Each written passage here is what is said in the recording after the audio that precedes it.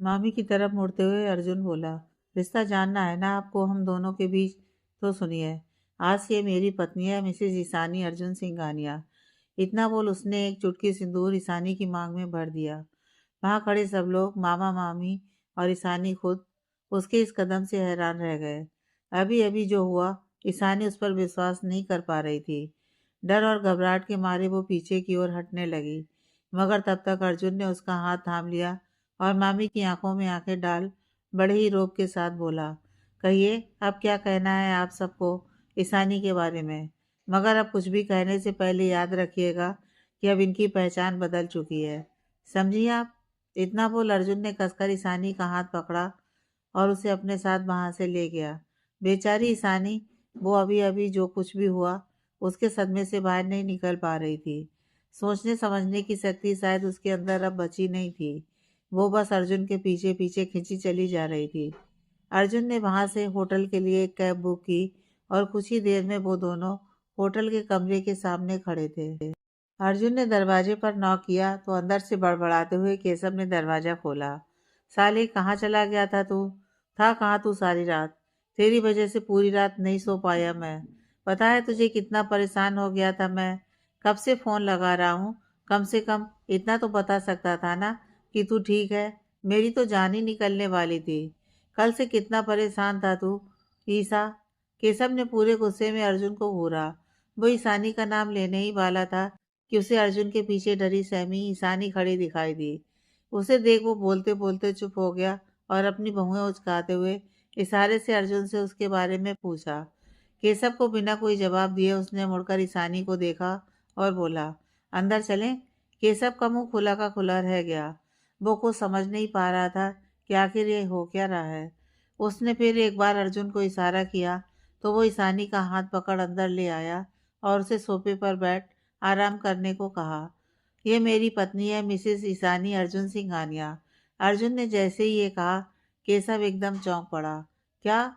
ये सब अचानक? मेरा मतलब तुमने शादी कब कर ली? सच सच बता, आखिर बात क्या है? केशव को अर्जुन की बातों पर विश्वास नहीं हुआ और इधर ये सब सुनकर एक बार फिर ईशानी की आंखों में आंसू आ गए। प्लीज ईशानी, प्लीज मुझे गलत मत समझना। मैं जानता हूँ कि बिना तुम्हारी मर्जी पूछे मैंने इतना बड़ा कदम उठा लिया, मगर इतना तो मैं जान ही गया था कि तुम अपने घर वालों की वजह से ही बहुत परेशान थी, जिसका सबूत मैं अच्छे से देख चुका हूँ। और मैं सबके सामने तुम्हें तुम्हारे ही परिवार वालों की वजह से शर्मिंदा होते नहीं देख सकता था, वो भी उस बात के लिए जिसका कोई आधार नहीं था।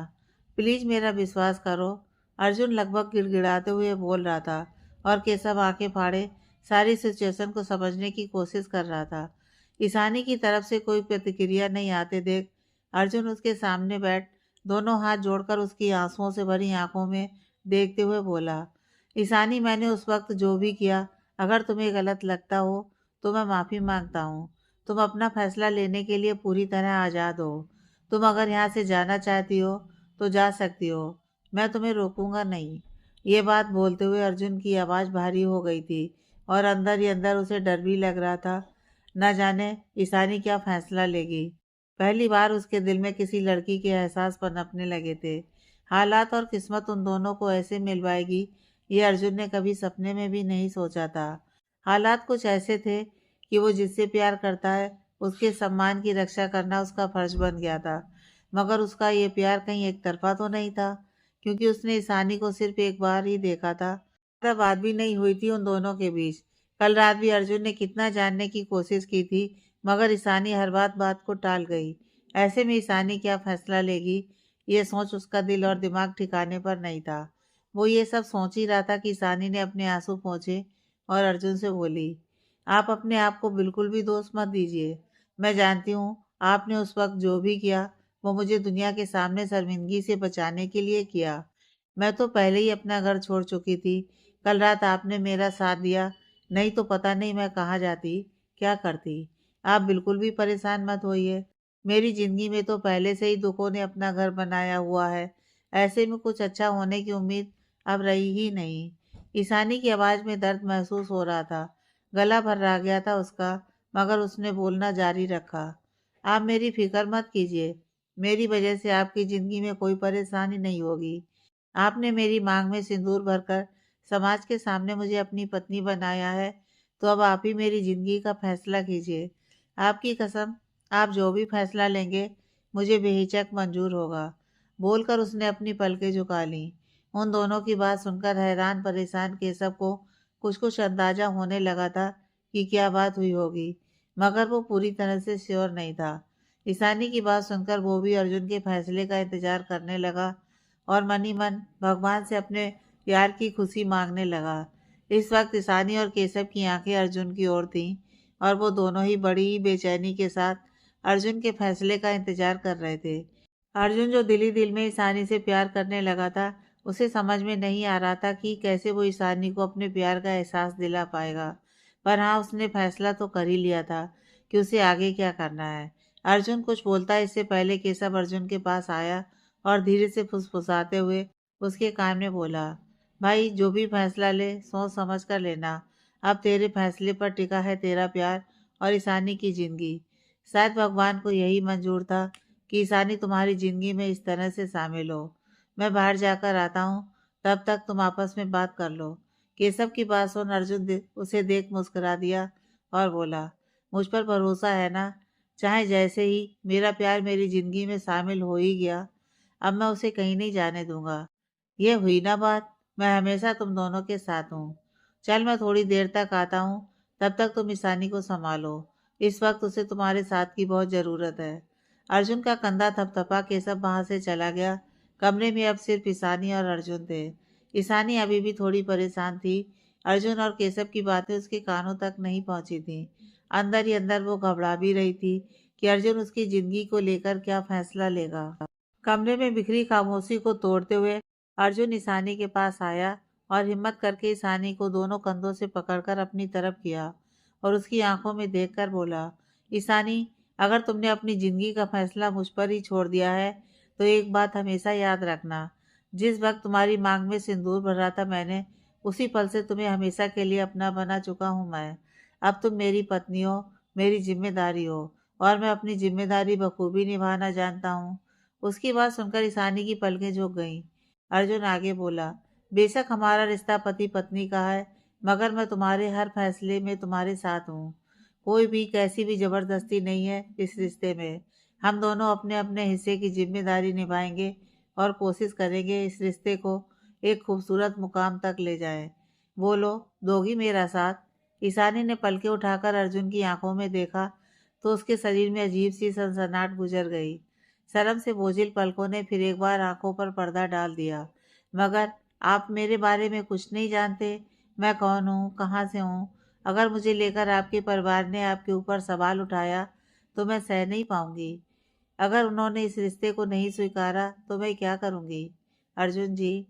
पहली बार ईशानी ने अर्जुन का नाम लिया तो अर्जुन उसके मुंह से अपना नाम सुन दिल ही दिल में मुस्कुरा दिया। मेरे लिए, मेरे परिवार के लिए तुम्हारी सबसे बड़ी पहचान है कि अब तुम मेरी पत्नी हो।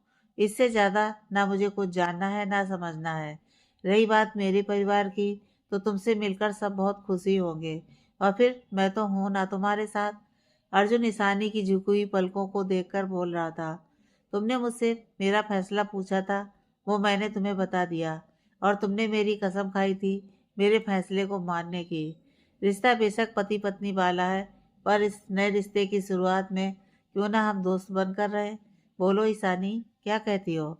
इतना कहकर अर्जुन ने अपनी हथेली आगे की, जिस पर ईशानी ने भी अपनी हथेली रखकर अपनी दोस्ती की शुरुआत की। दोनों अब दूसरे के साथ सहज हो गए थे। मैंने पहले ही आपसे कहा था कि मेरी ज़िंदगी का जो भी फैसला आप लेंगे, उसे मैं बिना कोई शिकायत किए मान लूँगी। तो मैं अब भी उसी बात पर कायम हूँ। मैं भी अपना रिश्ता पूरी ईमानदारी से निभाऊंगी। ईशानी ने नजरें झुकाते हुए कहा। ईशानी के इतना कहते ही अर्जुन ने खुशी के मारे अपनी आंखें बंद कर लीं। मन तो कर रहा था कि अभी के अभी ईशानी के सामने अपने प्यार का इजहार कर दे और उसे कसकर अपने गले लगा ले, पर नहीं, अभी नहीं। उसे अपने इस नए रिश्ते को प्यार और विश्वास से मजबूत करना होगा। ईशानी की जिंदगी में छाए दुख की परछाइयों को धीरे धीरे हटाना होगा। उसके बाद ही सही मायनों में उनका रिश्ता आगे बढ़ पाएगा। तुम थोड़ी देर आराम कर लो, मैं कुछ खाने के लिए ऑर्डर करता हूँ, फिर हम दिल्ली के लिए निकलेंगे। अर्जुन ने रिसेप्शन पर फ़ोन कर ईशानी के खाने का ऑर्डर किया और खुद रूम से बाहर आ गया। कितना सुकून, कितना खुशी महसूस कर रहा था वो, इसका अंदाजा उसे खुद भी नहीं हो रहा था। एक रात के अंतराल में कितना बड़ा बदलाव आ गया था उसकी ज़िंदगी में, जिसकी वजह से उसकी रातों की नींद उड़ गई थी। वो ही अब इसका चैन बनकर उसकी ज़िंदगी में हमेशा हमेशा के लिए शामिल हो गई थी। खुशी के मारे अर्जुन खुद अपने दिल की धड़कनें अच्छे से सुन पा रहा था। वो इस हकीकत को महसूस कर रहा था कि केशव ने पीछे से उसका कंधा थपथपाया। तुझे ऐसे देखकर मुझे लगता है कि तूने अपने दिल की बात सुन ली और फैसला भी कर लिया। क्यों, सही कहा ना मैंने? अर्जुन उसकी तरफ पलटकर खुशी के मारे उसके गले लग गया। हाँ, फैसला कर भी लिया और उसे बता भी दिया। तो क्या वो मान गई? उन्होंने इस शादी को अपना लिया? थोड़ा सा गंभीर होते हुए केशव ने पूछा। तूने सुना था ना, उन्होंने कहा था कि उनकी जिंदगी का फैसला उन्होंने मुझ पर छोड़ दिया और मैं जो भी फैसला करूंगा उन्हें वो मंजूर होगा। तो बस, जिस सुकून को ढूंढने के लिए मैं शिमला आया था, वो जब मेरी जिंदगी में हमेशा के लिए शामिल हो गया, तो मैं कौन होता हूँ उसे खुद से दूर करने वाला? केशव की उलझन समझ अर्जुन ने उसे उन दोनों का फैसला बता दिया। ओह ग्रेट, ये बहुत ही अच्छी खबर सुनाई तूने। मुझे खुशी है कि मेरे यार को उसका प्यार मिल ही गया। भगवान तुम दोनों के बीच के प्यार के रंग को इतना गहरा कर दे कि तुम दोनों उस रंग में हमेशा के लिए रंग जाओ। केशव की आंखों में एक अलग ही चमक आ गई, पर अब अर्जुन का चेहरा कुछ गंभीर हो गया और कल रात की सारी बातें उसकी जहन में फिर एक बार ताजा हो गईं। वो तो घर से भाग ही रही थी, अपनी शादी से भाग रही थी, मगर क्यों? और आज उसकी मामी ने बिना कुछ पूछे उसके साथ इतना बुरा बर्ताव किया और ईशानी ने पलटकर कोई जवाब नहीं दिया। कुछ तो बात है जो उसे अंदर ही अंदर बहुत परेशान कर रही है। कोई भी लड़की इतना बड़ा कदम यूं ही तो नहीं उठा सकती। उसके मन में ढेरों सवाल चल रहे थे, मगर जिससे जवाब चाहिए वो तो कुछ बोलने को तैयार ही नहीं। अर्जुन का गंभीर चेहरा देख केशव ने उससे पूछा कि आखिर बात क्या है। एक गहरी सांस भर अर्जुन बोला, केशव, बेशक उन्होंने मेरी बात सुन ली बिना कुछ कहे, पर कुछ बात तो है जो उन्हें अंदर ही अंदर बहुत परेशान कर रही है। ये क्या कह रहा है तू? चौंकते हुए केशव बोला। हाँ केशव, कल रात जब मुझे वो मिली थी तो वो अपने घर से भागकर आई थी। अपनी शादी से भागकर कहीं दूर जाना चाहती थी वो। बारिश होने की वजह से हम दोनों एक होटल में रुक गए। मैंने उससे कई बार भागने की वजह पूछी तो वो हर बार वो बात टाल गई। अर्जुन बोल रहा था और केशव हैरानी से उसकी बातें सुन रहा था। और आज सुबह जब हम होटल से बाहर निकलकर सड़क पर आए तो उसकी मामी ने हम दोनों को साथ देख लिया और उन्होंने ईशानी को बहुत बुरा भला सुनाया। वो ईशानी पर बहुत ही गलत इल्ज़ाम लगा रही थी, जो मुझसे बर्दाश्त नहीं हुआ और मैंने ये कदम उठा लिया। ईशानी बहुत डर गई थी उस वक्त, वो बस रोए जा रही थी। उसे तो वहाँ से जाना ही था, जाने के लिए ही तो निकली थी वो, मगर किस्मत का खेल देखो। जाने अनजाने जिस प्यार को मैं ढूंढते हुए यहाँ आया, वो यूँ अचानक मेरी पत्नी ही बन गई। अर्जुन के चेहरे पर कुछ परेशानी, कुछ सुकून, कुछ बेचैनी के हाव भाव छलक उठे थे। ये सब भगवान की रची हुई लीला है, इस पर हम इंसानों का कोई बस नहीं। तू ये तो सोच, ईशानी बहुत ही मासूम और भोली है, इस दुनिया के तौर तरीके भी शायद अच्छे से नहीं जानती। तूने देखा ना, उस दिन भी कितनी बुरी तरह घबरा गई थी। वो लड़का उसके साथ बदतमीजी कर रहा था। उस दिन भी भगवान ने तुझे उसकी मदद के लिए भेजा था और कल भी जाने किन हालातों में उसने घर से निकलने का फैसला किया होगा, पर इस बार भी भगवान ने फिर एक बार तुझे ही उसकी मदद के लिए भेज दिया, और इस बार हमेशा के लिए। उसका साथ कभी ना छोड़ना अर्जुन, कैसे भी हालात हो, कोई भी परिस्थिति हो, हमेशा उसका साथ निभाना। ऐसा साथ जिसे महसूस कर वो हमेशा कह सके, तुम साथ हो जो मेरे किसी और चीज़ की दरकार भी नहीं है। तुम समझ रहे हो ना? केशव ने उसे समझाते हुए कहा। नहीं, अब कभी नहीं। अब कभी उसका साथ और हाथ नहीं छोड़ूंगा मैं। अचानक जुड़े इस रिश्ते को अपने प्यार और विश्वास से इतना मजबूत बना दूंगा कि वो अपने दर्द की परछाई तक भूल जाएगी। तुझसे नहीं, ये मेरा खुद का खुद से वादा है। पूरी दृढ़ता से अर्जुन बोला। ये हुई ना बात। चल अब उसे, सॉरी सॉरी, आई मीन भाभी को लेकर दिल्ली वापस चलते हैं। आंटी बहुत परेशान हो रही हैं तेरी यूँ अचानक शिमला जाने से। वैसे आंटी बहुत खुश होने वाली हैं और बाकी सब भी। शादी से भागने वाला अर्जुन इस बार शादी करके सिंगानिया हाउस में कदम रखेगा। क्यों, सही कहा ना मैंने? आंख मारते हुए केशव बोला तो अर्जुन भी मुस्कुरा दिया। कुछ देर बाद अर्जुन वापस अपने रूम में आया तो ईशानी अभी भी सोफे पर सिमटी हुई सी बैठी थी। दरवाजा खोलने की आवाज़ से वो थोड़ा असहज हो गई। ईशानी, तुम ठीक हो? उसको असहज देख अर्जुन ने पूछा। जी मैं बिल्कुल ठीक हूँ। खुद को सामान्य करती हुई ईशानी बोली। Okay, relax your self. 1 घंटे बाद हम दिल्ली के लिए निकलेंगे। तुम्हें अपने घर जाना हो तो जा सकती हो। मेरा मतलब, अगर कुछ अपने साथ लाना हो तो अभी कुछ वक्त है हमारे पास। अर्जुन ने उसे कहा तो उसे कुछ याद आया। जी वो मेरे माँ पापा की फ़ोटो और मेरी डा। बोलते हुए ईशानी एकदम से चुप हो गई। ओके कोई बात नहीं, चलो चलते हैं और तुम्हारा सामान लेकर आते हैं। उसे चुप देख अर्जुन बोला तो ईशानी खड़ी हुई और आगे बढ़ी, मगर फिर कुछ सोच उसके कदम रुक गए। क्या हुआ कि सोच में डूब गई तुम? चलो जल्दी करो। उसकी तरफ आते हुए अर्जुन बोला। वो मामी। ईशानी के चेहरे पर परेशानी और दर्द छलक उठा। वो कुछ नहीं कहेंगी, अब कुछ कह भी नहीं सकती वो। तुम बस खुद को मजबूत रखो और मुझ पर भरोसा करो। ठीक है, अब किसी से भी डरने और घबराने की कोई ज़रूरत नहीं है। चलो अब। इतना बोल अर्जुन उसका हाथ पकड़कर बाहर निकलने लगा। हाँ भाभी, आप बिल्कुल मत डरिए। अब कुछ गलत नहीं होने वाला। आप जल्दी से जाइए और अपना सामान लेकर आइए। उसी वक्त केशव अंदर आते हुए बोला। भाभी सुनकर ईशानी और अर्जुन दोनों ही केशव को देखने लगे। क्या तुम दोनों ऐसे क्यों देख रहे हो मुझे? कुछ गलत तो नहीं बोला मैंने? अब नाम लेकर तो नहीं बुला सकता ना, तेरी पत्नी जो है। इसलिए मैं तो इन्हें भाभी ही कहूँगा। क्यों भाभी? सही कहा ना मैंने? केशव ने बहुत ही आदर के साथ ईशानी की तरफ देखकर कहा। आप जो चाहें वो कह सकते हैं, मगर मैं आपको भैया कह सकती हूँ ना? सकुचाते हुए ईशानी बोली। हाँ हाँ बिल्कुल, क्यों नहीं। आप मुझे भैया कहकर बुलाइए। वैसे भी मेरी कोई बहन नहीं है, तो इस तरह मुझे भाभी कम बहन मिल जाएगी। केशव खुश होते हुए बोला। अब चलें, नहीं तो लेट हो जाएंगे। भाई बहन का मिलाप दिल्ली जाकर कर लेना। केशव को घूरते हुए अर्जुन ईशानी से बोला। जी। ईशानी बस इतना ही बोली। कैब तो पहले से अर्जुन ने बुक की हुई थी, तो वो दोनों ईशानी के घर के लिए निकल गए। ईशानी और अर्जुन दोनों ईशानी के घर के बाहर खड़े थे। ईशानी के पैर आगे बढ़ ही नहीं रहे थे। डर और घबराहट उसके चेहरे पर नजर आने लगी थी। अर्जुन ने ईशानी को ऐसे डरते हुए देख उसका हाथ पकड़ लिया और आंखों ही आंखों में कहा, मैं हूं ना, और अंदर ले आया। तेरी हिम्मत कैसे हुई इस घर में कदम रखने की? तुम जैसी बेशरम लड़की से हमें कोई वास्ता नहीं रखना। चल अब निकल यहाँ से। मामी गुस्से से फुफकारती हुई ईशानी की तरफ बढ़ी और जैसे ही उसको पकड़ बाहर निकालने को हुई, अर्जुन सामने आ गया। आपकी हिम्मत कैसे हुई मेरी पत्नी का हाथ पकड़ने की? आपकी नौकर नहीं है वो। जिस घर की आप बात कर रही हैं ना, उस घर की मालकिन है ये। समझी? तो भलाई इसी में है कि आप अपने हाथ और जुबान दोनों काबू में रखें। गुस्से से भरी लाल आंखें लिए वो गुर्राया। उसकी बात सुन ईशानी और मामी दोनों चौंक गईं। ये क्या बोल रहे हो तुम? ईशानी, इस घर की मालकिन हूँ। इस घर की मालकिन मैं हूँ, मैं। मामी कहाँ पीछे रहने वाली थी। ओह अच्छा, तो आप नहीं मानेंगी। ठीक है फिर, आपको दूसरी भाषा में समझाया जाए।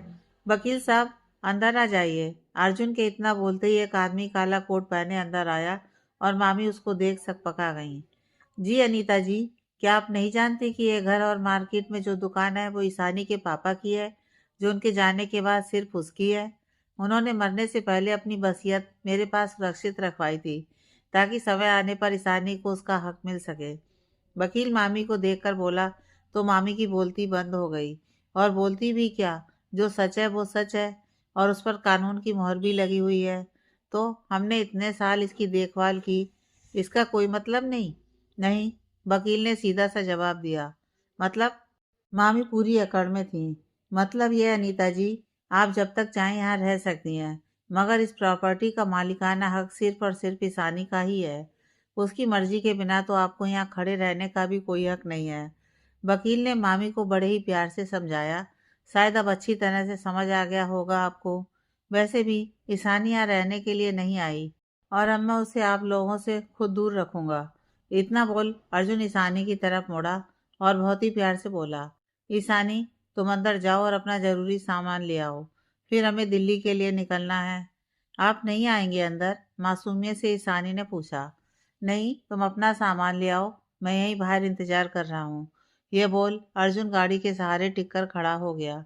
आंखों पर काला चश्मा लगाए, हाथ में ब्रांडेड घड़ी ब्रांडेड जूते और फॉर्मल पैंट शर्ट में उसकी पर्सनालिटी का ऑरा कुछ अलग ही था।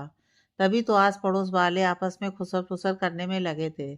ईशानी ने एक बार अर्जुन को देखा, जो शांत स्वभाव से गाड़ी के पास खड़ा था, और फिर एक बार मामी को देखा, जो गुस्से से पागल हुई जा रही थी। मामा और मीनल एक कोने में चुपचाप खड़े थे। मीनल ईशानी को देख देख जल भुन रही थी। वहीं मामा के दिल में थोड़ी सी तसल्ली हो गई थी, ये सोचकर कि अब ईशानी अकेली नहीं है, उसका साथ देने वाला आ गया। ईशानी जल्दी से अपने कमरे की तरफ भागी और दरवाज़ा बंद कर लिया। दरवाजे से लगकर वो अपने रूम को देखने लगी और आंखों से आंसू की धारा बह निकली। कुछ पल यूं ही अपने कमरे में देखने के बाद उसने अपनी टेबल की ड्रॉर खोली और उसमें से अपने मम्मी पापा की फ़ोटो, अपने ज़रूरी कागजात और अपनी डायरी एक छोटे से बैग में डाल बाहर चली आई। बाहर आते हुए ईशानी अपने मामा के पास आई और उनके पैर छूकर रुंधे हुए गले से बोली, जाने अनजाने में मुझसे कोई भूल हो गई हो तो माफ़ कर दीजिएगा मामा जी। आज के बाद मैं अपनी यह मनहूस शकल आपको कभी नहीं दिखाऊंगी। आप सब जब तक चाहें यहाँ रह सकते हैं। मैं कभी इस घर पर अपना अधिकार नहीं जताऊंगी। मामा ने भी भरी आंखों से ईशानी के सर पर अपना हाथ रखा और बस इतना ही कहा, भगवान तुझे दुनिया भर की सारी खुशियाँ दें। इसके बाद वो मीनल की तरफ मुड़ी, मगर मीनल ने तो मुंह ही फेर लिया। भारी मन से वो बाहर की तरफ आई, जहाँ मामी गुस्से में तमतमाती खड़ी थी। इससे पहले वो मामी से कुछ बोलती, मामी ने जोर से दरवाजा उसके मुंह पर बंद कर दिया। ईशानी ये देख रो पड़ी थी। तभी उसे अपने कंधों पर जाना पहचाना स्पर्श महसूस हुआ। चलें? अर्जुन ने उसे कंधे से पकड़ पूछा तो वो सिर्फ इतना ही बोल पाई, चलिए। मैंने अपना जरूरी सामान ले लिया है। पूरे रास्ते उन दोनों में कोई बात नहीं हुई। अर्जुन अपने फ़ोन पर किसी क्लाइंट से बात कर रहा था और ईशानी कार की खिड़की से बाहर पीछे छूटते घर को देख रही थी। आंखें अभी भी भीगी ही थीं उसकी। अर्जुन बात करते करते उसको तिरछी नज़र से देख रहा था, मगर कुछ बोला नहीं। मार्केट से गुजरते हुए अर्जुन ने कैब रुकवाई और ईशानी से बाहर आने के लिए कहा। बाहर आकर ईशानी ने धीरे से पूछा, आपने कैब क्यों रुकवाई? आओ मेरे साथ। इतना बोल अर्जुन उसको एक बड़े से मॉल में ले आया। तुमने कल से वही कपड़े पहने हुए हैं और अब हम दिल्ली जाने वाले हैं, तो मैं चाहता हूँ कि तुम यहाँ से अपने लिए कुछ कपड़े और ज़रूरी सामान ले लो। अर्जुन उसे लेडीज सेक्शन में ले आया। अब ईशानी को कुछ समझ में नहीं आया कि क्या करे। वो थोड़ी घबरा गई। आज से पहले उसने कभी अपने लिए कोई कपड़े खरीदे ही नहीं। मामी उसे हमेशा मीनल के ही पुराने कपड़े पहनने को देती थी। उसकी मनोस्थिति को देखते हुए अर्जुन थोड़ा सा झिझकते हुए साहब की फीमेल स्टाफ के पास गया और उसे कुछ इंस्ट्रक्शन दी। अर्जुन के लिए भी ये सब पहली बार ही था। इससे पहले तो उसने किसी लड़की की तरफ आंख उठाकर देखा भी नहीं था, और आज वो उस लड़की को शॉपिंग करवाने लाया था, वो भी एक पति की हैसियत से। बहुत ही अजीब सी फीलिंग थी उसके मन में, मगर कहीं ना कहीं ईशानी के साथ वो खुद में खुशी महसूस कर रहा था।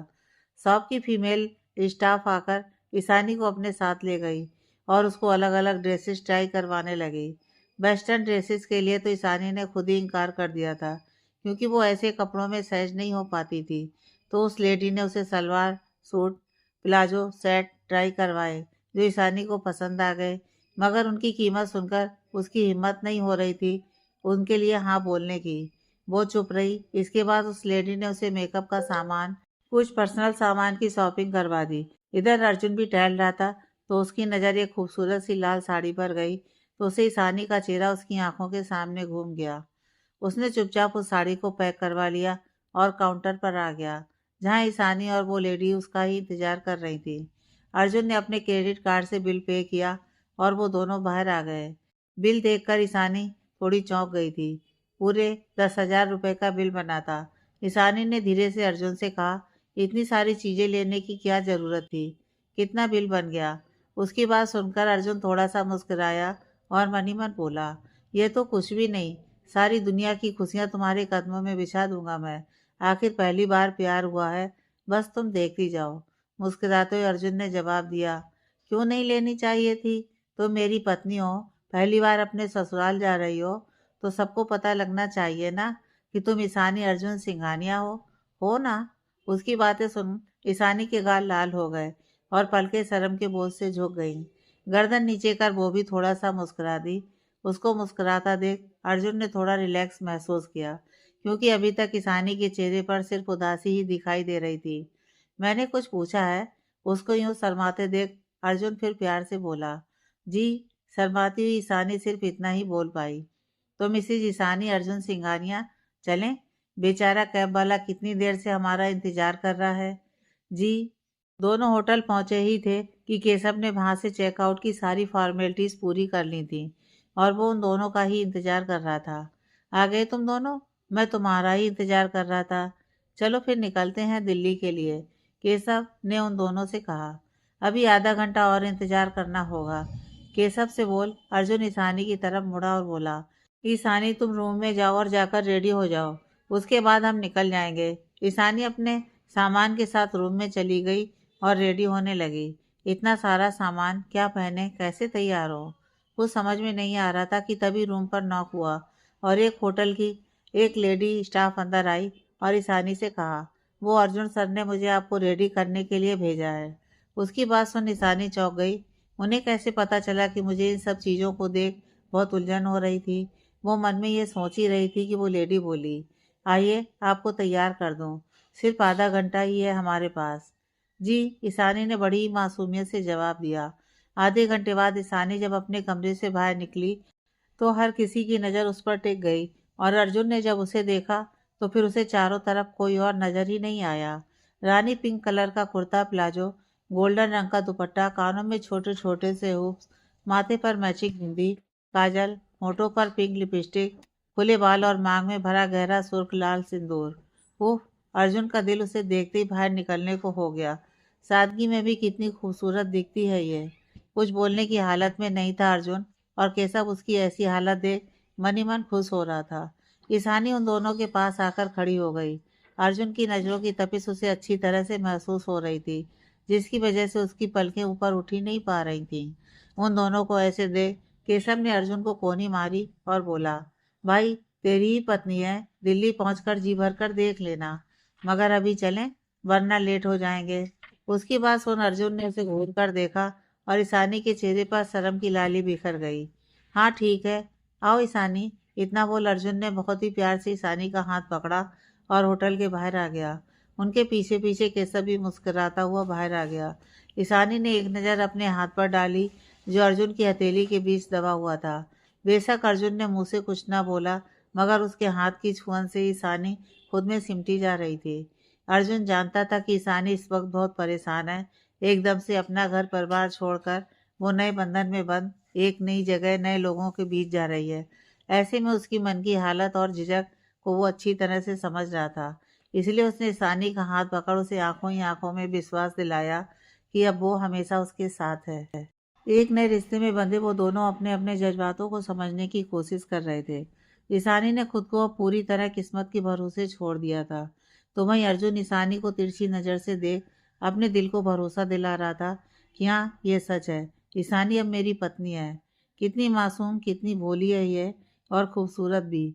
पता नहीं दिल्ली में सब ईशानी को देखकर कैसे रिएक्ट करेंगे, पर मुझे विश्वास है कि सब ईशानी को एक्सेप्ट कर लेंगे। God please help me. Keshav ने अर्जुन की शादी की बात राधा जी को बता दी थी। अर्जुन की शादी की बात सुनकर राधा जी एकदम चौंक गईं। उनकी खुशी उनकी आवाज़ से पता चल रही थी, जिसे केशव ने भी महसूस किया था। उसने ज़्यादा कुछ नहीं बताया, बस इतना कहा कि आने के बाद अर्जुन खुद सब बता देगा। उसने घर पर और किसी को अभी कुछ भी बताने से मना कर दिया, जिसे राधा जी ने मान लिया था। पंडित जी ने तो पहले ही राधा जी को आगाह कर दिया था कि अर्जुन की शादी को लेकर, इसलिए राधा जी ने भी अभी चुप रहना ही ठीक समझा। आमने सामने बातें होंगी तो सब सही हो जाएगा, पर अपने अर्जुन की दुल्हन को देखने की उनकी उत्सुकता अब धीरे धीरे बढ़ने लगी थी। केशव ने उन्हें बता दिया था कि वो 4 बजे तक घर पहुंचेंगे, तो राधा जी चुपचाप अपनी बहू के स्वागत की तैयारी में जुट गईं। करीब 4 बजे अर्जुन अपनी नई नवेली दुल्हन और केशव के साथ अपने बंगले के सामने खड़ा था। वॉचमैन भागता हुआ उनकी तरफ आया और बंगले का गेट खोल सामान, जो कि ज़्यादा कुछ खास नहीं था, अंदर ले आया। पीछे पीछे वो तीनों बंगले के अंदर आ गए। पूरे रास्ते ईशानी चुप ही रही, पर अर्जुन ईशानी को चुपके निहार रहा था। पिछले 2 दिनों में कितना कुछ बदल चुका था उन दोनों की जिंदगी में। अर्जुन जिस सुकून की तलाश में शिमला गया था, उस सुकून को अब वो हमेशा के लिए अपनी जिंदगी में शामिल कर लाया था। सिंगानिया हाउस को देख ईशानी घबरा गई थी। अपनी जिंदगी में पहली बार वो शिमला से बाहर निकली थी। वहाँ उसका छोटा सा घर था और यहाँ इतना बड़ा बंगला। वो हिम्मत करके यहाँ तक तो आ गई, मगर अंदर जाने के लिए उसके कदम उसका साथ नहीं दे रहे थे। पता नहीं अर्जुन के परिवार वाले उसे अपनाएंगे या नहीं। कहीं फिर एक बार उसकी किस्मत उसे धोखा तो नहीं देगी। इन्हीं सवालों में उलझी सी खड़ी थी वो। तभी केशव बोला, घबराइए मत भाभी, कोई आपको कुछ नहीं कहेगा, बल्कि सब आपको बहुत प्यार करेंगे। सब बहुत खुशी होंगे कि आखिर उनके लाडले ने उनकी बात मान शादी कर ली। So don't worry and welcome to your sasural. इतना बोल वो तीनों सिंगानिया हाउस के दरवाजे तक आए। अंदर आने ही वाले थे कि सामने से एक जोर से आवाज़ आई, वहीं रुक जाओ। ये राधा जी थीं। उनकी आवाज़ सुन वो तीनों चौंक गए और बाहर ही खड़े रह गए। ईशानी डर के मारे थोड़ी थोड़ी कांपने लगी थी, जिसे देख अर्जुन ने उसका हाथ थाम लिया और उसे शांत करवाने की कोशिश करने लगा। वो भी थोड़ा सा परेशान हो गया था, मगर केशव मन ही मन मुस्कुरा रहा था। राधा जी की आवाज़ सुन बाकी सब घर वाले भी अपने अपने कमरे से बाहर निकल आए। रमेश जी और अशोक जी को राधा जी ने जल्दी घर बुला लिया था। दादा दादी, मीरा चाची, विपुल और अनाया हैरानी से राधा जी की तरफ देख रहे थे। क्या हुआ बहू, तुम इतनी जोर से क्यों बोली? कांता जी हैरान परेशान होते हुए बोली। माँ, घर में नई बहू का स्वागत करने के लिए आरती की जाती है ना, तो आप बताओ मैं अपनी बहू को ऐसे कैसे अंदर आने देती? मुस्कुराते हुए राधा जी बोली तो सबकी नजरें एकदम से दरवाजे की ओर गईं। बहू, सब एक साथ बोले। भाभी, विपुल और अनाया भी एक दूसरे को देखते हुए बोले। ये क्या कह रही हो तुम? सबने राधा जी से पूछा। हाँ, मैं सही कह रही हूँ। आप सब जरा सामने दरवाजे की तरफ तो देखिए। राधा जी ने दरवाजे की तरफ इशारा किया। घर की दहलीज पर अर्जुन और केशव खड़े थे, जो सबको दिखाई दिए। ये तो अर्जुन और केशव है बहू, कांता जी बोली। सब अभी भी यह समझने की कोशिश कर रहे थे। जरा ध्यान से देखिए, राधा जी ने जोर देकर कहा। राधा जी के इतना बोलते ही अर्जुन आगे से हट गया और सबको उसके पीछे खड़ी ईशानी दिखाई दी। एक मासूम सी लड़की नई नवेली दुल्हन की तरह सजी समझी पलके नीचे किए हुए खड़ी थी। सांवली रंगत में सादगी से भरी उस लड़की को देख सब हैरान थे। कौन है ये? राम नरेश जी ने पूछा तो अर्जुन के बोलने से पहले ही राधा जी बोल पड़ी। पिताजी, ये इस खानदान की बड़ी बहू है, हमारे अर्जुन की पत्नी। अर्जुन की पत्नी? उसने शादी कर ली यूं अचानक? सब बड़ी सोच में पड़ गए, मगर विपुल और अनाया ईशानी को देख उछल पड़े। भाभी, सब उन दोनों को देख हैरान परेशान थे। उन दोनों को लेकर सबके मन में बहुत सवाल थे, पर हाँ, नाराज कोई भी नहीं था। कांता जी खुश होते हुए राधा जी से बोल पड़ी। राधा, मीरा, चलो आओ नई बहू का गृह प्रवेश कराएं। कब से घर की दहलीज पर ही खड़ी है, बाकी की बातें अंदर आने के बाद हो जाएंगी। चलो जल्दी से आरती की थाली ले आओ। सब उन दोनों को देख हैरान परेशान थे और उन दोनों को लेकर सबके मन में बहुत सवाल थे। वहीं अर्जुन बड़ी हैरानी से सबको देख रहा था।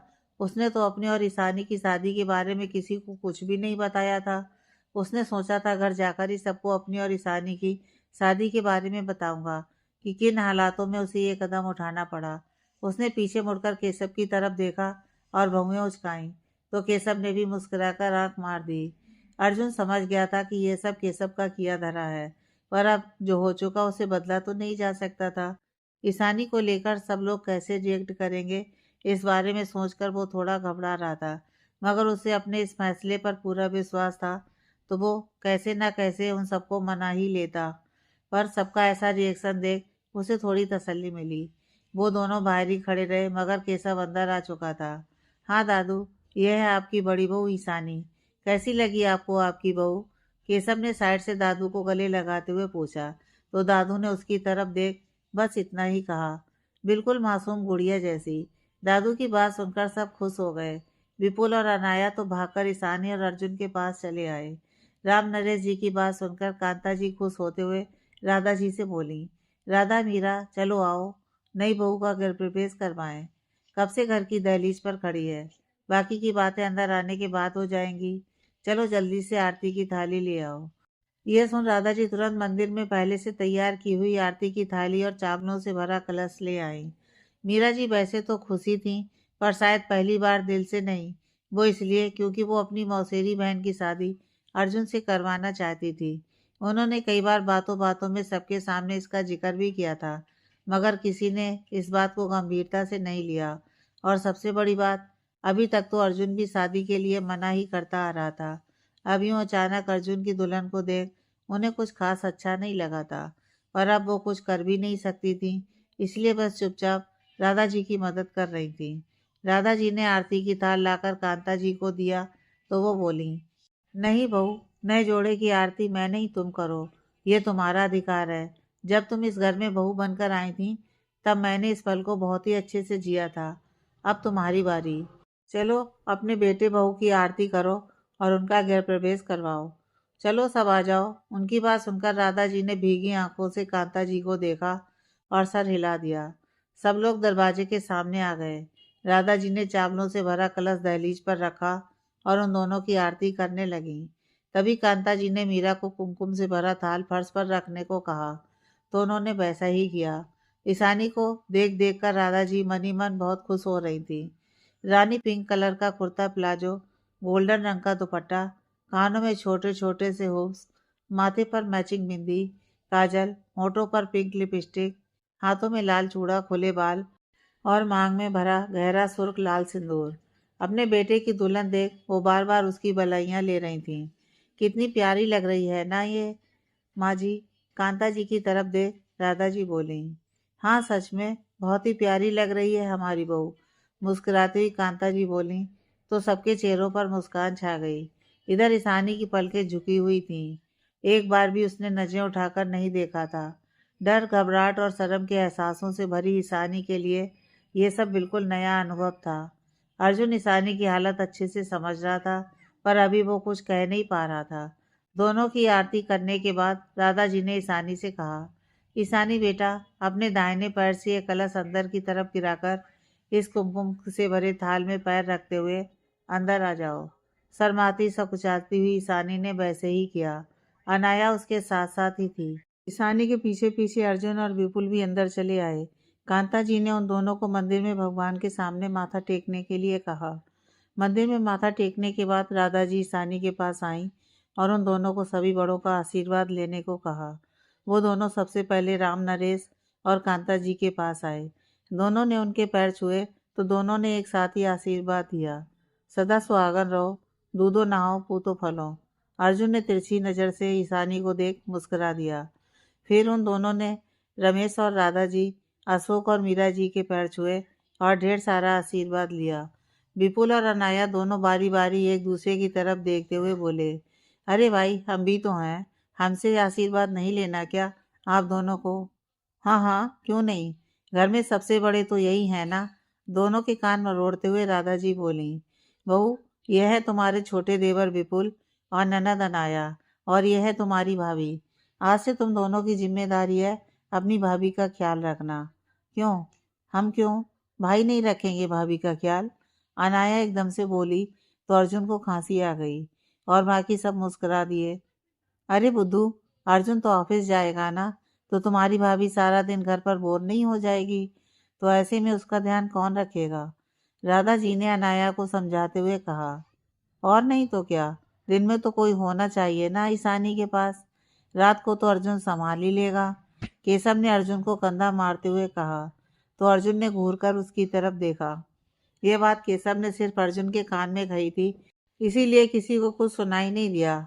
फिर ठीक है, हम दोनों भाभी का बहुत अच्छे से ध्यान रखेंगे, आप फिक्र मत कीजिए मम्मा। अनाया ने ईशानी को साइड से कसकर पकड़ लिया। ईशानी बस मुस्कुरा दी। विपुल ने भी अनाया की हाँ में हाँ मिलाई। ईशानी को राधा जी ने अभी अनाया के साथ अपने कमरे में भेज दिया और खुद हॉल में चली आईं, जहाँ बाकी सब लोग बैठे थे। केशव भी अभी वही था। राम नरेश जी ने अर्जुन से शादी के बारे में पूछा तो अर्जुन ने उन सबको ईशानी के बारे में बताया और साथ ही उस दिन की सारी बातें खोलकर सबको बता दी। सबको अर्जुन की बातें सुनकर ईशानी के लिए बहुत बुरा लगा। इतनी भोली मासूम सी बच्ची के साथ कोई ऐसा कैसे कर सकता है? कांता जी बोली तो राधा जी ने उनकी हाँ में हाँ मिलाई। रमेश जी ने अर्जुन के कंधे पर हाथ रखकर कहा, भगवान जो करते हैं ना अर्जुन, हमारे भले के लिए ही करते हैं। देखो, तुम अचानक से शिमला पहुंच गए, तुम्हें वहाँ ईशानी ऐसी हालत में मिली और उसके बाद जो हुआ वो हमारे सामने है। हम सबको इस बात की सबसे ज़्यादा खुशी है कि इस खानदान को इतनी सुंदर, सुशील और संस्कारी बहू मिल गई, वरना तुमसे तो कह कहकर हम सब थक गए थे। और नहीं तो क्या, घर वाले सब कितना पीछे पड़े हुए थे लड़कियों से मिलने की, पर मजाल है बरखुरदार ने हाँ की हो तो। और अब देखो सीधा शादी ही कर ली। अशोक जी अर्जुन की टांग खिंचाई करने लगे तो अर्जुन थोड़ा झेप गया। वैसे तुम यूं अचानक बिना किसी को बताए शिमला कैसे पहुंच गए? दादाजी के सवाल पर केशव को खांसी आ गई और अर्जुन बगले झांकने लगा। दोनों में से किसी को कुछ समझ में नहीं आया और दोनों चुप हो गए। अरे बताओ तो क्या बात थी? यूं अचानक शिमला जाने की कोई खास वजह? इस बार मीरा जी बोली। बता दूं सबको कि तेरे यूं अचानक शिमला जाने के पीछे का कारण भी ईशानी ही है। अर्जुन के कान में फुसफुसा। केशव ने आंख मारी। अरे कुछ नहीं चाची जी, बस एक खास मीटिंग थी किसी क्लाइंट के साथ, उसी को अटेंड करने के लिए एकदम से जाना पड़ गया। अर्जुन बात संभालते हुए बोला। क्या सच में? संदेह भरी नजरों से मीरा जी अर्जुन को घूरा। चाची और बाकी सबसे नजर चुराता हुआ अर्जुन बोला। माँ, मैं अपने कमरे में जा रहा हूँ, बहुत थकावट महसूस हो रही है। बिना किसी का कोई जवाब सुने अर्जुन तुरंत वहां से उठकर अपने रूम में चला गया। केशव भी कल आने के लिए बोल सिंगानिया हाउस से निकल गया। राम, नरेश, अशोक और रमेश भी अपने अपने कमरों में चले गए। बेशक अर्जुन ने अपनी तरफ से सारी सच्चाई बता दी थी, मगर घर के बड़ों को कुछ खटक सा रहा था। मगर फिलहाल किसी ने इस बारे में बात नहीं की। ये लड़का भी ना कब क्या करता है कोई नहीं कह सकता। राधा जी भी मनी मन बड़बड़ाती हुई वहां से उठकर अपने रूम में चली आई, जहां ईशानी और अनाया बैठी बातें कर रही थी। बातें तो बस अनाया कर रही थी, ईशानी बस हाँ हूँ में ही जवाब दे रही थी। मम्मा, भाभी तो बहुत प्यारी हैं और बहुत भोली भी। इनको शहर की लाइफ के बारे में कुछ पता ही नहीं। लगता है मुझे ही इनको अपने जैसा स्मार्ट और इंटेलिजेंट बनाना पड़ेगा। अनाया ने बड़े ही प्यार से ईशानी की तरफ देखा और अपनी माँ से बोली। हाँ, अब भाभी आपकी हैं तो आपको ही तो इनकी हेल्प करनी होगी। ठीक है, मुस्कुराती हुई राधा जी ईशानी के पास आकर उसके सिर को सहलाती हुई बोली। ओके मम्मा, डन, चहकती हुई अनाया बोली।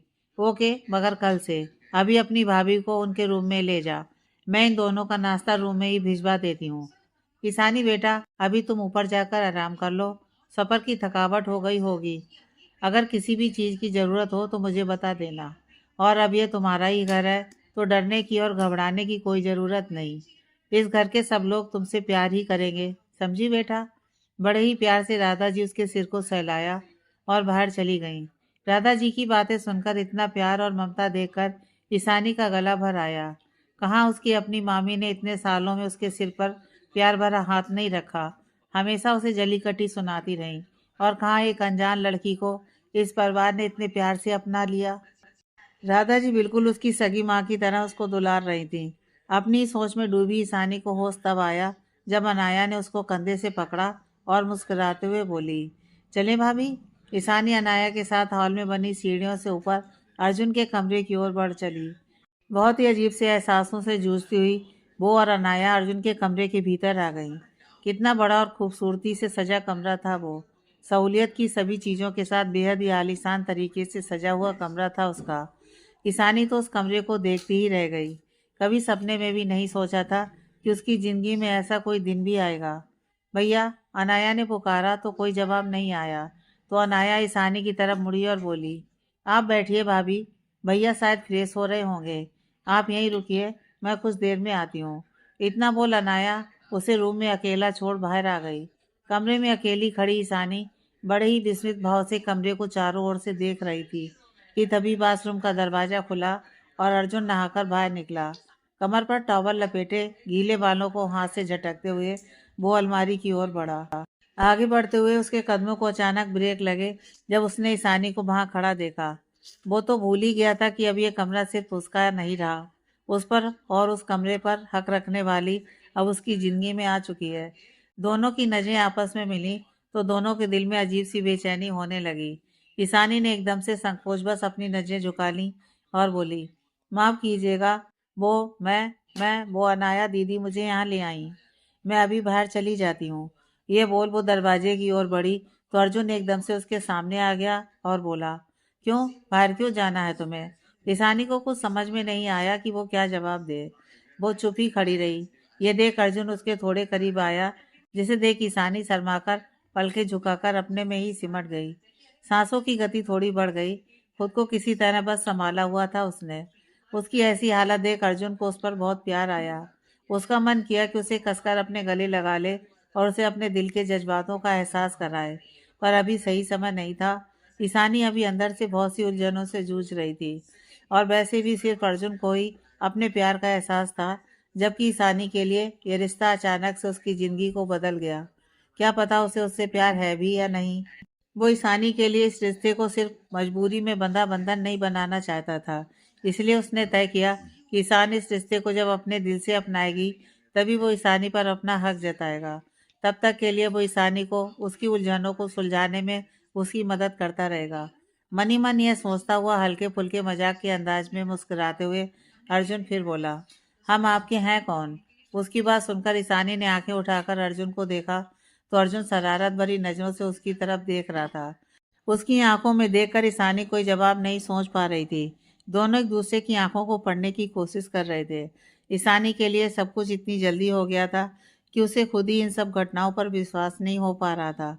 बचपन से जवानी तक मामी के ताने, अपना घर होते हुए भी नौकरों से ज़्यादा कोई हैसियत नहीं, मीनल का दुर्व्यवहार, पढ़ाई के मामले में भी उसका पीछे छूटते जाना, फिर एकदम से उसकी शादी तय हो जाना, शादी से इनकार न कर पाने की बजाय हार कर उसका घर से भाग जाने का फैसला, उस तूफानी रात में अर्जुन से टकराना, बारिश से बचने के लिए मजबूरी में होटल के कमरे में रुकना, मामी के गंदे और घटिया इल्जाम से उसे बचाने के लिए अर्जुन का उसकी मांग में सिंदूर भरना और अंत में अर्जुन के हाथों में अपनी जिंदगी का फैसला छोड़ देना।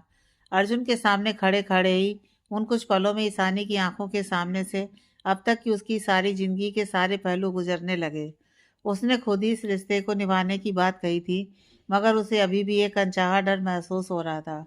माना कि अर्जुन के परिवार ने उसे एक पल में अपना लिया था, मगर इतने बड़े और अमीर परिवार में वो खुद को कैसे ढाल पाएगी, खुद को अर्जुन के काबिल कैसे बना पाएगी। इतने पढ़े लिखे, good looking, bad settled businessman को न जाने कितनी अच्छी लड़कियां मिल जाएंगी और कहाँ वो उसके साथ ज़बरदस्ती शादी के बंधन में बंध गई। उसकी ज़िंदगी तो कोई मकसद ही नहीं था। वो बस खुद को उस घुटन से आज़ाद करना चाहती थी। उसकी वजह से अर्जुन एक अनचाहे रिश्ते में बंध गया। वजह चाहे जो भी हो, ईशानी इन्हीं सब उलझनों में उलझी थी। उसे पता ही नहीं चला कि जिसके लिए वो इतना कुछ सोच रही थी, उसकी ज़िंदगी का सुकून वो खुद ही थी। जो कुछ भी हुआ वो इतना अचानक हुआ कि अर्जुन ईशानी को अपने दिल के जज्बात बता ही नहीं पाया कि पहली नज़र का प्यार हो गया था उसे ईशानी से, और ईशानी इन सबसे बेखबर थी। खैर, अर्जुन तो सोच चुका था कि वो ईशानी को सही समय आने पर अपने दिल की बात बता देगा, मगर ईशानी अभी कुछ तय नहीं कर पा रही थी। उन्हीं गुजरते पलों में वो दोनों एक दूसरे के करीब, एक दूसरे की आंखों में खोए हुए थे कि दरवाजे पर राधा जी ने दस्तक दी और वो दोनों एक झटके से होश में आए। अर्जुन झेपते हुए राधा जी के पास आया और बोला, मम्मा मुझे आवाज़ लगा दी होती, बेकारी आपने तकलीफ की। इतना बोल वो अलमारी से अपने कपड़े निकाल क्लोजेट रूम में चला गया। राधा जी सानी के पास आई और कहने लगी, बेटा वो मैं शाम का नाश्ता लेकर आई हूँ, और हाँ, ये तुम्हारा कुछ सामान है जो नीचे हॉल में रखा गया था। राधा जी ईशानी को देखते हुए बोली। ईशानी को अपने माँ और पापा की तस्वीर और वो डायरी याद आ गई। ईशानी राधा जी से नजर झुकाकर बोली, आप मुझे कह देते आंटी जी, मैं खुद ले आती। तब तक अर्जुन रेडी होकर बाहर आ गया था और उसने ईशानी की बात सुन ली थी। उसकी बात सुनकर अर्जुन और राधा जी ने एक दूसरे को देखा तो राधा जी ने इशारे से अर्जुन को चुप रहने को कहा और ईशानी के गाल को बहुत ही प्यार से थपथपाते हुए बोली, ईशानी बेटा तुम अपनी माँ को क्या कहकर बुलाती थी। ईशानी थोड़ी हैरान हुई और उनकी तरफ देखकर बोली, जी मैं उन्हें माँ कहकर बुलाती थी, मगर मैं बहुत छोटी थी जब वो मुझे छोड़कर चली गई थी, और उसके बाद पापा भी। बोलते हुए उसकी आंखों में नमी आ गई थी, जिसे उन दोनों ने भी महसूस कर लिया था। तो बस तुम मुझे भी माँ ही कहकर बुलाओगी, समझी तुम। वैसे अर्जुन मुझे मम्मा कहता है, मगर तुम माँ ही कहना। जैसे अनाया मेरी बेटी है, आज से तुम ही मेरी बेटी हो। ईशानी को गले लगाते हुए राधा जी बोली। ईशानी भी किसी छोटे बच्चे की तरह उनके गले से चिपक गई और आंखों से आंसू छलक पड़े। राधा जी ईशानी की हालत बहुत अच्छे से समझ भी रही थी और उसके दर्द को महसूस भी कर पा रही थी। इसलिए कुछ देर उन्होंने ईशानी को यूं ही अपने गले से लगाए रखा। कुछ देर बाद जब ईशानी थोड़ी शांत हुई तो राधा जी उसका और अर्जुन का हाथ पकड़कर सोफे की तरफ ले आई और उन दोनों को बैठने को कहा। पहले तो कुछ समझ नहीं आया दोनों को, मगर कुछ बोले नहीं और चुपचाप सोफे पर बैठ गए।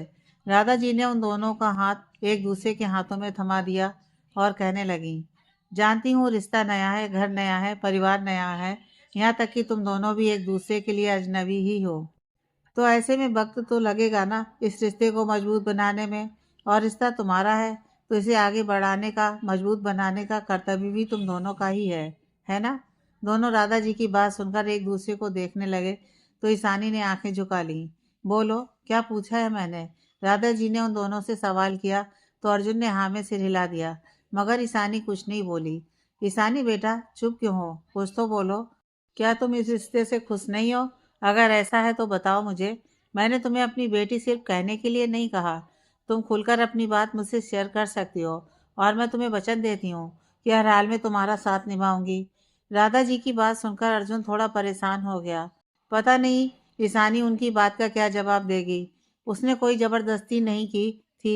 उसने भी ईशानी को इस रिश्ते से आज़ाद होने के लिए कहा था, मगर उस वक्त उसने इस रिश्ते को अपनी नियति मान लिया था और अपनी ज़िंदगी का फैसला खुद अर्जुन के हाथों में सौंप दिया था। फिर आज वो ऐसे चुप क्यों हो गई? ईशानी की तरफ देख अर्जुन बेचैनी से उसके जवाब का इंतजार करने लगा। राधा जी अभी ईशानी की तरफ देख रही थी, जो पलके झुकाए चुपचाप बैठी थी। अजीब सी उलझन उसके चेहरे पर साफ साफ दिख रही थी। उसकी परेशानी समझ राधा जी ने उसकी हथेली को अपने हाथ में लिया और बोली, ईशानी मेरी तरफ देखो बेटा। ईशानी को राधा जी के हाथों की ममता भरी गर्माहट महसूस हुई तो उसने राधा जी की तरफ देखा। क्या उलझन है मेरी लाडो, बताओ मुझे। जैसे मैं अर्जुन की परेशानियों का हल ढूंढती हूँ, तुम्हारी परेशानी का हल भी निकल आएगा। बताओ बेटा, क्या परेशानी है? क्या तुम अपने रिश्ते से खुश नहीं हो? अपनी हथेली से उसकी हथेली को सहलाती हुई राधा जी बोली। नहीं माँ। उसकी आवाज़ और बात सुनकर अर्जुन और राधा जी दोनों के दिलों को एक अजीब सी खुशी महसूस हुई। बोलो बेटा, बेझिझक होकर बोलो, मुझे बताओ, आखिर परेशानी क्या है? इस बार राधा जी की आवाज़ और भी प्यार भरी हो चली थी। ऐसी कोई बात नहीं है माँ, इन्होंने मुझसे कोई ज़बरदस्ती नहीं की थी, बल्कि इन्होंने हर बार मेरा साथ दिया, मुझे हर बार मुसीबत से बाहर निकाल कर ले आए। ये मेरे चरित्र पर कोई उंगली ना उठा सके, इसीलिए मेरी मांग में सिंदूर भर दिया इन्होंने, बिना एक बार ये सोचे कि मैं। बोलते हुए ईशानी रुक गई। बोलो बेटा, कि मैं इनके लायक हूँ भी या नहीं। इतना बोल ईशानी फिर से रो पड़ी। अर्जुन भी ईशानी की बात सुनकर भावुक हो चला था, पर मन ही मन मुस्कुरा भी रहा था। राधा जी ईशानी के बालों को सहलाने लगी। माँ, आपको पता है बचपन से लेकर आज तक किसी ने भी मेरी परवाह नहीं की। कोई था ही नहीं जो मुझे कहे कि डरना घबराना नहीं, मैं हूँ तुम्हारे साथ। मेरी शादी भी जबरदस्ती तय कर दी गई थी। मैं तो बस वहाँ से निकलना चाहती थी। मुझे नहीं पता था कि ये सब हो जाएगा। अर्जुन जी जैसे पढ़े लिखे इंसान को मुझ जैसी लड़की से शादी करनी पड़ी, जो कहीं से भी इनके लायक नहीं है। मेरी वजह से लोग इन पर और आप सब पर उंगली उठाएंगे, ये मुझसे सहन नहीं होगा माँ। आप सबने बिना कुछ पूछे मुझे इस घर की बहू मान लिया, इतना प्यार दिया, सम्मान दिया। कहीं मेरी वजह से इस परिवार की इज्जत पर कोई आँच ना आ जाए, यही सोचकर मुझे बहुत घबराहट हो रही है। मुझे कुछ समझ में नहीं आ रहा माँ, मैं क्या करूँ? मैं क्या करूँ? ये सब बोलते बोलते ईशानी बिलख कर रो पड़ी। आगे की कहानी नेक्स्ट पार्ट में।